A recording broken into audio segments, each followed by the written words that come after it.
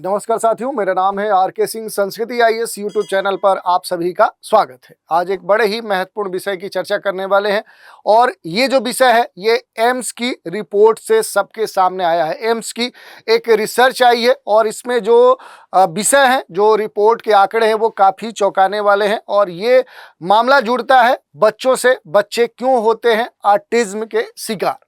तो इसी विषय की हम चर्चा करेंगे कि आखिर ऑटिज्म होता क्या है और इससे जुड़े हुए जो विभिन्न मसले हैं कि आखिर इसका प्रभाव कैसे होते हैं, इस ऑटिज्म के लक्षण क्या होते हैं, इसके क्या इलाज किए जा सकते हैं और इससे जुड़े हुए जो विभिन्न कह सकते हैं कि मामले हैं उन पर एक एक करके हम बात करने वाले हैं। तो चलिए स्टार्ट करते हैं। आज का जो मुद्दा है कि क्यों होते हैं बच्चे ऑटिज्म के शिकार। एम्स की ये रिसर्च आई है और इसी कारण से इसके कई सारे खुलासे हुए हैं और इस कारण से ये जो मामला है इस समय चर्चा में है। एक news article the Indian express में प्रकाशित हुआ है, उसी को हम अपने विश्लेषण का आधार बनाएंगे। Autism and toys, AIIMS study finds how hidden heavy metals can be A trigger for your child. ये बात कही गई है। बड़ा ही महत्वपूर्ण विषय आया है। एम्स के द्वारा हाल ही में एक रिसर्च की गई, एक अध्ययन किया गया और इस स्टडी में ये खुलासा किया गया कि बच्चों में ऑटिज्म के बढ़ते हुए मामलों के पीछे जो भारी उपकरण है, बढ़ते हुए जो स्क्रीन टाइम्स है, इनकी जो भूमिका है वो अहम पाई गई है। बच्चों में क्यों बढ़ रहा है ऑटिज्म का खतरा, ये सबसे महत्वपूर्ण अब विषय है। एम्स की ये नई चौंकाने वाली जो रिसर्च है इसके बारे में हम डिटेल से जानकारी लेंगे। एम्स की जो ये स्टडी आई है, इस स्टडी के मुताबिक जो हैवी मेटल्स है, जो भारी जो मेटल्स हैं, उनके संपर्क में आने से जो ऑटिज्म का है ये खतरा आखिर इतनी तेजी से क्यों बढ़ रहा है। तो इस कारण से ये पूरा मामला चर्चा में, क्योंकि जो हैवी मेटल्स होते हैं, अगर हैवी मेटल्स की हम बात करें कि जो हैवी मेटल होते हैं इनकी अगर विशेषताओं की बात करें तो ऐसे मेटल होते हैं जिनकी थोड़ी भी मात्रा अगर शरीर में पहुंचती है तो वो शरीर को काफ़ी नुकसान पहुंचा सकती है। जैसे कई सारे हैवी मेटल्स पाए जाते हैं। जैसे लेड की अगर बात करें तो पीबी जो लेड है ये एक भारी कह सकते हैं कि मेटल के तौर पे जाना जाता है। मरकरी है, ये भी एक भारी हैवी मेटल के तौर पे जाना जाता है। आर्सेनिक है, ये सारे क्या है हैवी मेटल के अंतर्गत आते हैं। और जो विशेषज्ञ हैं उनका ये कहना है कि ऑटिज्म है ये एक स्पेक्ट्रम डिसऑर्डर है। ये क्या है, एमएसडी है और एक न्यूरो डेवलपमेंट की स्थिति ये है। बच्चों में ये रोग होने की जो आशंका है वो सबसे अधिक है, क्योंकि चाइल्ड ही इससे सबसे अधिक प्रभावित होते हैं। इससे रोगी या जो बच्चा है उसका जो व्यवहार है, उसका जो कम्युनिकेशन है, जो संचार करने की जो प्रक्रिया है, सामाजिक जो कौशल होता है वो बुरी तरह से प्रभावित होता है। ऑटिज्म एक ऐसी बीमारी के तौर पर जाना जाता है जो बच्चों में तेजी से भारत में बढ़ रही है और एम्स का ये जो अध्ययन है इसमें ये पाया गया कि इसके कई सारे कारण हैं। जैसे एक तरह से धूम्रपान को भी माना गया है, क्योंकि इसमें मौजूद जो कैडमियम है, कैडमियम जो होता है ये भी क्या है कि हैवी मेटल के अंतर्गत आता है। तो दूषित जो भोजन है, प्रदूषित जो क्षेत्र है, औद्योगिक वाले जो कचरा वाले जो क्षेत्र हैं जहां लेड युक्त खिलौने अधिक प्रचारित किए गए हैं, मोबाइल फ़ोन पर अधिक देर तक वीडियो देखने, ये सारे कारण हैं जो बच्चों में ऑटिज्म को बढ़ाने में महत्वपूर्ण भूमिका निभा रहे हैं। तो इन सभी कारणों से ऑटिज्म की जो संभावना है वो और बढ़ चुकी है। इस पूरे मामले में ग्लूटेन मुक्त जो आहार है ये भी ऑटिज्म से पीड़ित बच्चों के लिए एक फायदेमंद और प्रोबायोटिक्स से भी हो सकता है, इससे फायदे हो सकते हैं। तो उस पर भी बात करेंगे कि ग्लूटेन क्या होता है और इससे जुड़ी हुई जो भी महत्वपूर्ण बातें हैं उन पर हम चर्चा करेंगे।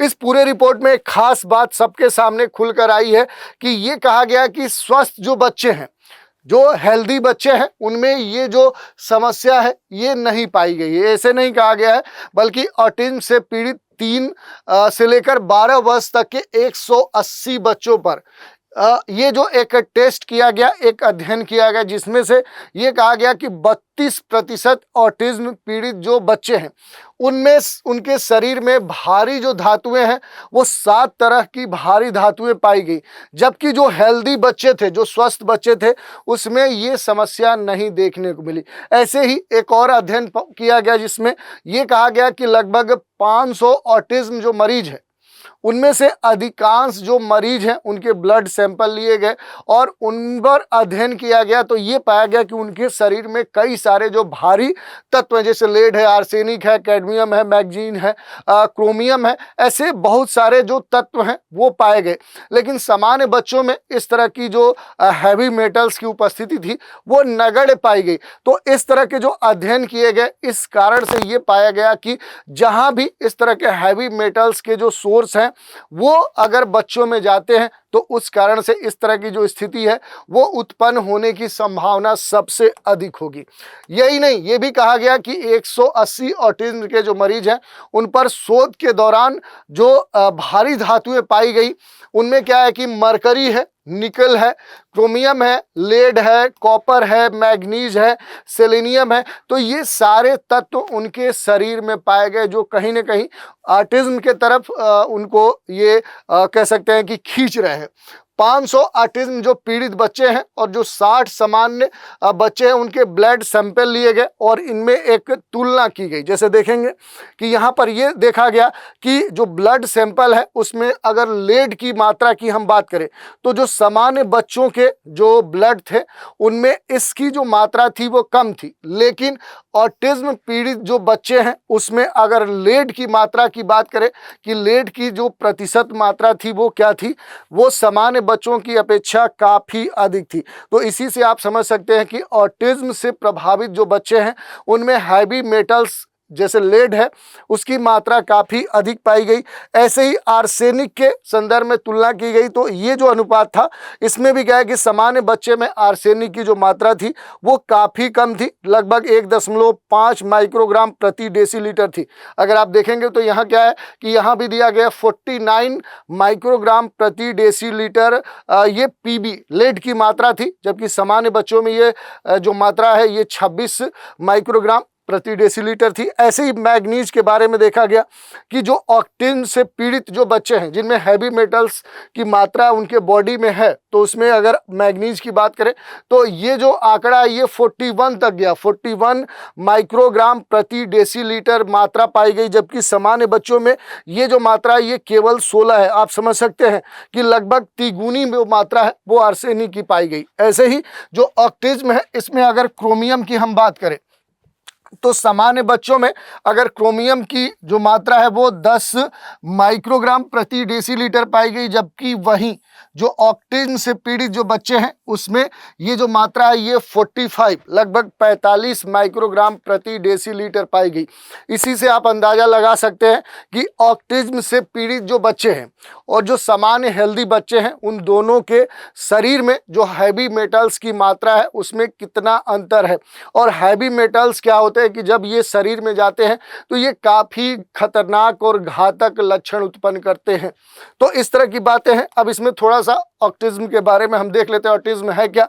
तो ऑटिज्म क्या है कि ये स्पेक्ट्रम एक डिसऑर्डर है। ऑटिज्म ASD क्या है? तो ये एक ऑटिज्म स्पेक्ट्रम डिसऑर्डर है या एक स्नायुविक कह सकते हैं न्यूरोलॉजिकल स्थिति है। ये डेवलपमेंट एसोसिएटेड डिसऑर्डर है जो आमतौर पे कहाँ से संबंधित है? ये बचपन से संबंधित, यानी कम आयु के जो बच्चे हैं उनसे ये जुड़ता है, उनमें ये धीरे धीरे उभरता है और ये व्यक्ति की जो भी सामाजिक जो स्थिति है, जैसे बातचीत करने की, जो सोशल कह सकते हैं कंटेक्ट करने की जो स्थिति है, जो कम्युनिकेशन है, जो संचार है, जो उसका बिहेवियर जो नेचर है, जो व्यवहार है, उसको खास तौर पे प्रभावित करता है।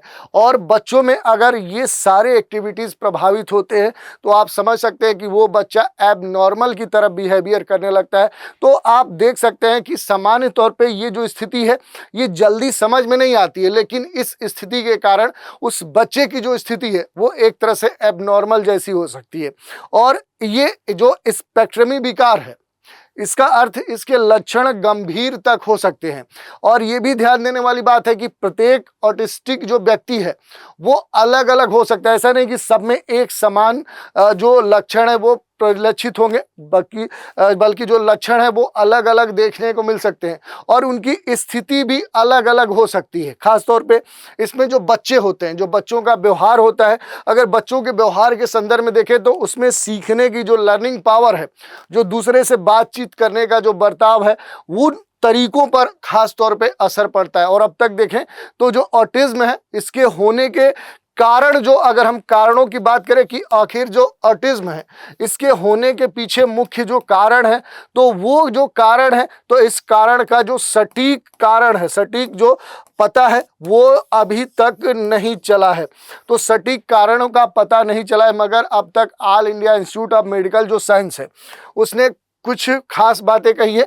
यानी जो एम्स है इसने एक स्टडी की जिसके मुताबिक जो हैवी मेटल्स हैं उनके संपर्क में आने से बच्चों में ऑटिज्म का जो खतरा है वो काफ़ी तेजी से बढ़ रहा है। इसके अगर कारणों की बात करें तो जैसा कि पहले ही हमने बताया कि इसके जो कारण है, कारणों में सबसे जो महत्वपूर्ण है वो cadmium, LED, mercury, manganese, copper, arsenic, ऐसे जो भारी हैवी मेटल्स हैं, ये सबसे महत्वपूर्ण कारण अब तक एम्स की जो रिसर्च है उसके अनुसार पाए गए हैं, जिससे ऑटिज्म के जो खतरे हैं वो काफ़ी तेज़ी से बढ़ रहे हैं। ये जो मेटल्स हैं, आर्किटेक्ट्स और फूड इंडस्ट्रियल कचरा, सिगरेट, स्मोक, एलईडी युक्त जो खिलौने हैं, खराब जो बैटरियां हैं, उनसे लेकर बच्चों तक ये पहुंचते हैं और इस कारण से बच्चों में ऑटिज्म के जो मामले हैं वो काफ़ी तेज़ी से बढ़ रहे हैं। एक ऐसा मामला भी सबके सामने आया जिसमें एक बच्चे को कोमा की स्थिति में पहुंचा दिया और जांच में ये पता चला कि उस बच्चे के जो पिता है वो बैटरी निर्माण कंस्ट्रक्शन से जुड़े थे। पिता के कह सकते हैं कि माध्यम से जो एलईडी है वो क्या हो रहा था कि घर में प्रवेश करता था और इससे बच्चे के रक्त में एलईडी का जो स्तर है वो 90 माइक्रोग्राम प्रति डेसीलीटर पहुंच गया था, जो कि सुरक्षित 5 माइक्रोग्राम प्रति डेसीलीटर होता है और 5 की तुलना में ये 90 पहुंचने से वो जो बच्चा है वो एक तरह से कोमा की स्थिति में पहुंच गया था। इसके अलावा अगर हम ऑटिज्म के कारणों की बात करें कि इसके जो साइंस है, साइंस तो पहले ही हमने बात कर लिया कि बहुत सारे जो इसके लक्षण हैं वो हमें देखने को मिलते हैं। जैसे देख सकते हैं कि अलग अलग स्थिति आपको देखने को मिलेगी। मूल रूप से अगर देखेंगे तो सामाजिक जो कठिनाइयां हैं वो देखने को मिलती हैं, क्योंकि वेबसाइटों के द्वारा जो संवाद है वो करने में बच्चे को कठिनाई होती है। आँखों का जो कांटेक्ट है, जो आई कांटेक्ट कहा जाता है, वो कांटेक्ट बनाने में बच्चे को दिक्कत होती है। यही नहीं, जो कम्युनिकेशन की बात की जाती है कि एक तरह से संपर्क, एक संवाद स्थापित करने में देखें तो देर से एक स्थिति देखने को मिलती है बच्चों में। शब्दों में बार बार दोहराव देखने को मिलता है। बातचीत समझने में बच्चे को क्या होती है वो एक दिक्कत होती है। तो कम्युनिकेशन जो गैप है वो देखने को मिलता है। यही नहीं, आचरण में भी दोहराव पाया जाता है। एक ही क्रिया को बार बार वो करता है और दिनचर्या का जो पालन है उसमें भी एक मिस अंडरस्टैंडिंग टाइप की स्थिति देखने को मिलती है। अगर इसके विशेषण में देखें तो उसकी जो आवाज़ है, जो उसकी जो रोशनी है, जो गंध है, स्पर्श है, उसके प्रति उसका जो रिएक्शन है वो अलग बदलाव जैसी स्थिति देखने को मिलती है। उसकी जो रुचि है उस समय में भी बदलाव देखने को मिलती है, क्योंकि किसी विशेष चीज के असामान्य रूप से उसकी गहरी रुचि लेने की स्थिति उत्पन्न हो जाती है। तो इस तरह के बहुत सारे जो साइंस है वो ऑटिज्म में देखने को मिलते हैं। ऑटिज्म का कोई अब तक अस्थाई अगर इलाज की बात करें तो ऑटिज्म का अस्थाई कोई इलाज अभी तक नहीं खोजा गया, लेकिन समय पर अगर उपचार किया जाए, विशेष शिक्षा से व्यक्ति के जीवन को बेहतर बनाने का प्रयास किया जाए तो ये जो समस्या है ये कम की जा सकती है। अगर खास तौर पे यहाँ पर हम बात करते हैं कि ऑटिज्म जो है इसके जो कारण है, तो कारण कई तरह के एक तरह से हो सकते हैं। सीधे तो कारण ये माना गया है कि जो हैवी मेटल्स हैं, लेकिन इसके इतर भी अगर बात करें तो ऑटिज्म सीखने के व्यवहार को कहीं ना कहीं ये उससे संबंधित होता है और इस कारण से एक स्पष्ट जो कारण है वो अब तक क्लियर नहीं होता है कि इस बीमारी की जटिलता के पीछे आखिर कारण क्या हो सकता है। लेकिन इन कारणों में कुछ कह सकते हैं कि कारण आइडेंटिफाई किए गए, जैसे जेनेटिकल जो स्थिति है वो भी इसके पीछे कारण माना गया है। पर्यावरणीय जो स्थिति है वो भी इसका कारण माना गया। अगर जेनेटिक स्तर पे देखें तो ऑटिज्म जो स्पेक्ट्रम डिसऑर्डर है इसके लिए कई अलग अलग जो जीन है उनको कहीं ना कहीं जिम्मेदार माना गया है। जैसे कुछ बच्चों में देखें तो जेनेटिक जो डिसऑर्डर है उसकी वजह से ऑटिज्म स्पेक्ट्रम जो डिसऑर्डर है वो हो सकता है, जैसे रेट जो सिंड्रोम है या जो फ्रेजाइल सिंड्रोम होता है। जबकि कुछ अन्य बच्चों में देखें तो जेनेटिक जो बदलाव है यानी म्यूटेशन की वजह से भी ऑटिज्म जो स्पेक्ट्रम डिसऑर्डर है उसकी स्थिति देखने को मिलती है। यही नहीं, दिमागी विकास से जुड़ी कई अन्य जो जीन है इसका भी कारण हो सकता है। जो ब्रेन सेल से कम्युनिकेट करते हों और वो लक्षणों की गंभीरता का कारण बन सकते हैं। ऐसे ही अगर जेनेटिक कारण के अलावा देखें तो पर्यावरणीय जो कारण है, जैसे इन्वायरमेंटल जो फैक्टर्स हैं, वो भी एक महत्वपूर्ण कारण है, क्योंकि रिसर्चर जो वायरल इन्फेक्शन है, मेडिकेशन है, गर्भावस्था के दौरान देखें तो होने वाली जो भी महत्वपूर्ण जो समस्या है उन पर जो रिसर्च है वो रिसर्च कर रहे हैं कि ये किस हद तक किसी भी ऑटिज्म का कारण बन सकता है। इसके अलावा वो ऑटिज्म स्पेक्ट्रम जो डिसऑर्डर है उसके लिए प्रदूषक की भूमिका पर भी शोध किए जा रहे हैं। तो इस तरह की बहुत सारी बातें कही गई हैं। अब अगर इलाज के बारे में देखें तो अभी तक ऑटिज्म का कोई प्रॉपर इलाज नहीं है, कोई भी इलाज मौजूद नहीं। इसके साथ एक बात और समझने की है कि एक तरीका जो किसी व्यक्ति को लाभ दे सकता है, तो ऑटिज्म के इलाज का जो मकसद है वो बच्चे में जो भी लक्षण है उनको कंट्रोल करना है, ताकि जो उसमें लक्षण उभर कर आ चुके हैं उन पर एक नियंत्रण स्थापित किया जाए और उसके सीखने की जो क्षमता है, उसके लर्निंग पावर को और बढ़ाने का प्रयास किया जाए। अगर बच्चे में लक्षण दिखने के बाद जल्द से मेडिकल इंटरवेंशन शुरू किया जाता है तो विशेष तौर पे उसके स्कूल जाने की उम्र से पहले उसे काफ़ी मदद मिल सकता है। इससे बच्चों में समाज में जो भी समाज के प्रति उनकी प्रतिक्रिया है उसमें काफ़ी सुधार लाया जा सकता है। जैसे उसके उठने बैठने के जो तरीके हैं, लोगों से बातचीत करने के जो तरीके हैं, उनके जो व्यवहार है उनमें काफ़ी बदलाव किया जा सकता है। यही नहीं, ऑटिज्म के जो रोगी हैं, रोगी के इलाज के जो तरीके हैं उन तरीकों में भी लगातार बदलाव करने की आवश्यकता होती है, क्योंकि एक ही तरह की चीज़ें कर करके वो बोर हो सकता है और इलाज में मदद करना बंद कर सकता है। तो इस तरह की बातें यहाँ पर दी गई हैं। इसके अलावा देखिए, इलाज में कुछ उपाय किए जा सकते हैं जो आपके सामने दिए गए हैं। बिहेवियर जो कम्युनिकेशन थेरेपी है उसका इस्तेमाल किया जा सकता है, एजुकेशन थेरेपी दी जा सकती है, फैमिली थेरेपी दी जा सकती है, स्पीच थेरेपी दी जा सकती है, ऑक्यूपेशनल थेरेपी दी जा सकती है, डेली लिविंग थेरेपी दी जा सकती है, फिजिकल थेरेपी दी जा सकती है। जो लक्षण है उस पर कंट्रोल पाने के लिए जो भी संबंधित दवाएं हैं वो भी दी जा सकती हैं। तो ये सारे प्रयास किए जा सकते हैं। इसके अलावा अगर एम्स की जो स्टडी की गई है उस एम्स की स्टडी को अगर हम डिटेल में देखें कि आखिर ये स्टडी क्या है, तो एम्स की स्टडी से ये पता चलता है कि 3 से 12 साल के जो ऑटिस्टिक बच्चे हैं उनके खून में देखिए mercury, chromium, manganese, lead, selenium का जो लेवल है वो सामान्य लेवल से काफ़ी बढ़ा हुआ है। इस रिसर्च में देखें तो 180 बच्चे शामिल किए गए थे। ऑटिज्म से पीड़ित 32% जो बच्चे हैं उनके खून में 7 हैवी मेटल्स का जो लेवल था वो सामान्य से काफ़ी अधिक था। इनमें से 27% जो बच्चे हैं उनमें क्रोमियम का जो लेवल था वो सामान्य से अधिक था, 22% मरकरी, 21% में देखें तो लेड, 19% सेलेनियम, 14 जो प्रतिशत है वो मैग्नीज, 13% में कॉपर और 2% बच्चों में निकिल का जो लेवल है वो काफ़ी बढ़ा हुआ माना गया। एम्स की एक अन्य पक्ष में देखें स्टडी में, तो स्टडी में ये भी पता चलता है कि ऑटिस्टिक बच्चों में जो ग्लूटोन है, ग्लूटोन के बारे में ये कहा गया कि ग्लूटोन और कैसीन फ्री जो डाइट है ये देने से कुछ लक्षणों को कम करने में मदद मिल सकता है। तो इस कारण से देखें तो ये दोनों जो टर्मिनोलॉजी है, ग्लूटोन और कैसीन फ्री जो डाइट है ये महत्वपूर्ण हो जाता है।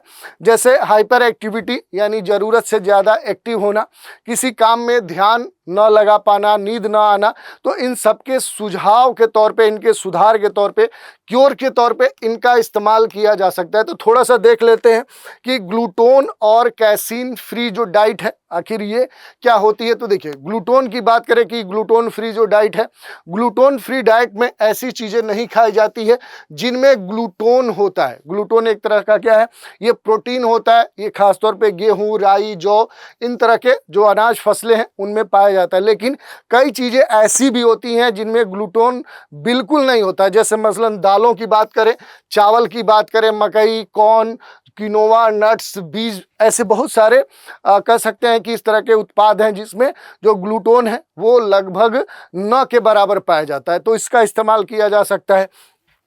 ऐसे ही अगर कैसीन फ्री डाइट की बात करें कि ऐसी डाइट जिसमें कैसीन होता ही नहीं है, कैसीन भी क्या है, एक तरह का ये भी प्रोटीन होता है जो दूध और दूध से बनी जो चीज़ें हैं जैसे पनीर, दही, चीज़, मक्खन में ये पाया जाता है। तो ऐसी चीज़ों को अवॉइड किया जा सकता है और कैसीन फ्री जो डाइट है वो देकर जो ऑटिज्म है उसको कहीं ना कहीं कंट्रोल किया जा सकता है। भारत में अगर ऑटिज्म का जो इस समय डेटा आया है, जो स्थिति है उसके बारे में अगर हम बात करते हैं तो देखिए, भारत में ऑटिज्म के जो मामले हैं वो लगातार बढ़ रहे हैं और एक तरह से ये जो स्टडी है ये स्टडी अहम मानी जाती है क्योंकि अब तक ऑटिज्म होने का कोई सटीक कारण का पता नहीं चला था। लेकिन इस स्टडी, इस रिसर्च से कुछ नए रास्ते खुल सकते हैं आने वाले समय में। हमें ऑटिज्म का जो इलाज है वो भी ढूंढ पाने में कुछ महत्वपूर्ण भूमिका निभा सकते हैं। फिलहाल तो ऑटिज्म का कोई सही इलाज नहीं है, लेकिन ये पूरे जीवन रहने वाली कंडीशन है। हालांकि कई सारी जो थेरेपीज हैं इनमें खास तौर पे उनकी मदद ली जाती है ऑटिस्टिक लोगों के कहीं ना कहीं सुधार, उनके हेल्थ में सुधार करने के लिए, उनके बिहेवियर में सुधार करने के लिए। लेकिन इस तरह की जो थेरेपी है, कोई प्रॉपर जो थेरेपी है अब तक नहीं खोजी जा चुकी है। बस जरूरी है कि ऑटिज्म के जो लक्षण उनको जल्दी से जल्दी पहचान लिया जाए ताकि जो पता चले उसके उपचार, उसके क्योर पर काम किया जा सके। जहां तक बात ग्लूटोन और कैसीन फ्री डाइट की है तो ऑटिस्टिक बच्चों में ये कारगर हो सकती है और ऑटिज्म से पीड़ित कुछ बच्चों में ये खास तौर पे प्रोटीन पचाने की दिक्कत देखने को मिलती है और इसी कारण से ग्लूटोन और कैसीन फ्री जो डाइट है वो काफ़ी मददगार होती है, जिसकी वजह से प्रोटीन पूरी तरह से इनमें पचता नहीं है। तो इस तरह के प्रोटीन मुक्त जो आहार है उनका इस्तेमाल करने से इनके जो पाचन जो क्षमता है वो मजबूत रहती है और इनका जो हेल्थ है वो बेहतर होता है, इनकी जो इम्यूनिटी है वो पहले से बेहतर होती है। तो इस तरह की जो स्थिति है, इस तरह के जो खाद्य पदार्थ हैं उनका इस्तेमाल किया जा सकता है। तो इस तरह की बातें हमने देख ली।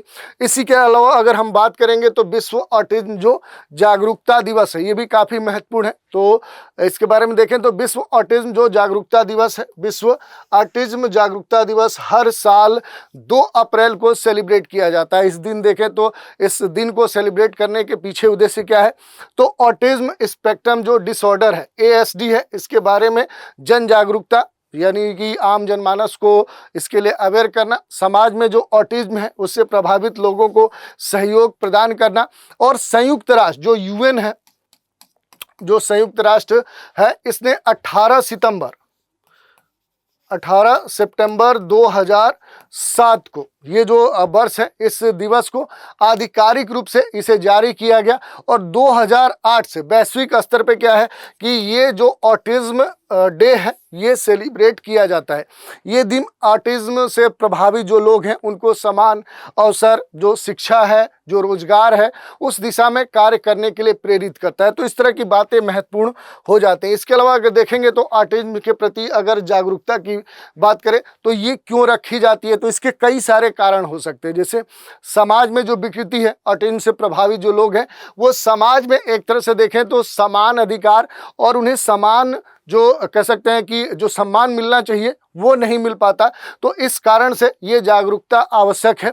ये नहीं, रोजगार में जो अवसर है, क्योंकि ऑटिज्म से पीड़ित जो भी लोग हैं, जो व्यक्ति हैं विशेष योग्यता वाले होते हैं, तो उन्हें रोजगार में अवसर दिए जाने की आवश्यकता है। जो भेदभाव है, भेदभाव में लाभ मिल सकता है इस जागरूकता से, क्योंकि समाज में जो भी इस तरह की जो भ्रांतियां हैं, ऑटिज्म एक बीमारी है, इसके बजाय इससे जुड़ी भी जो भी एक तरह से भ्रांतियां हैं उनको कहीं ना कहीं समाप्त करने में योगदान मिल सकता है। और वैकल्पिक जो चिकित्सा है, जो एजुकेशन है, तो ऑटिज्म से पीड़ित जो भी बच्चे हैं, जो व्यक्ति हैं, वो विशेष शिक्षा और चिकित्सा उपकरण उन्हें प्रदान किए जा सकते हैं, जिससे वे क्या हो सकते हैं, वो आत्मनिर्भर बन सकते हैं। तो इस तरह के जो प्रयास हैं वो किए जा सकते हैं जिनसे काफ़ी लाभ मिल सकता है। तो इस तरह से आज हमने एम्स की जो एक खास रिपोर्ट आई है, शोध आई है, जो कि ऑटिज्म के बारे में है, तो उस पर हमने खास तौर पे बात की कि ऑटिज्म आखिर है क्या और ऑटिज्म के कारण क्या है, क्या इसके लक्षण होते हैं, क्या इसका इलाज हो सकता है, इससे पीड़ित जो लोग हैं उनके भोजन में किस पदार्थ की मात्रा नहीं होनी चाहिए, किसकी होनी चाहिए, और इसके लिए जो जन जागरूकता है वो किस स्तर पे प्रभावी हो सकती है, इसके लिए UN ने क्या खास पहल की है। इन सभी बिंदुओं पर एक एक करके हमने संक्षिप्त रूप से बात की। तो आज के एपिसोड में इतना ही। आप सभी हमारे साथ बने रहें, इसके लिए धन्यवाद।